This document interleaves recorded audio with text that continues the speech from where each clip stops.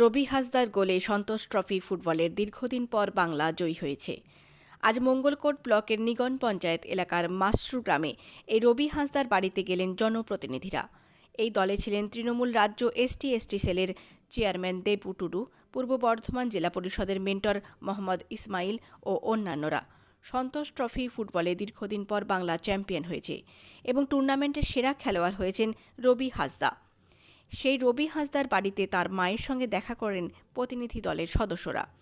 গর্ভের সুসন্তানের জন্য বাংলার গর্ব রবি হাসদার মাকে শুভেচ্ছা জানান তারা।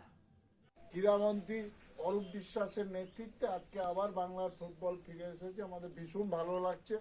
আদিবাসী ছেলেরা নেতৃত্ব দিচ্ছে, আমরা সবাই আদিবাসী, আমাদের ছেলেরা আরও রবি হাসদা চাকুমান্ডির মতো খেলাধুলায় আরও বেরিয়ে আসবে দিয়েছেন। আমাদের আদিবাসীদের গর্ব, গোটা বাংলাকে গর্বান্বিত করেছে আমাদের ভাই, আমাদের ছেলে, আমাদের সন্তান রবি হাসদা।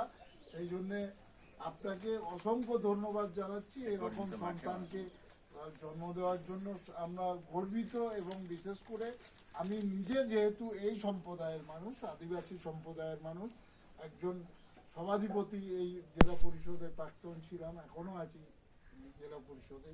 তো আমরা আমাদের নেত্রী মমতা ব্যানার্জির নির্দেশে, সরকারের নির্দেশে আমরা এই আদিবাসী পাড়ায় আপনাদের পরিবারে সামিল হয়েছি আমাদের ছোট্ট ক্ষুদ্র উপহার এবং আপনাদের আনন্দ ভাগ করে নেওয়ার জন্য। আগামী দিনে আরও রবি হাসদা বেরিয়ে আসবে আমাদের সমাজে।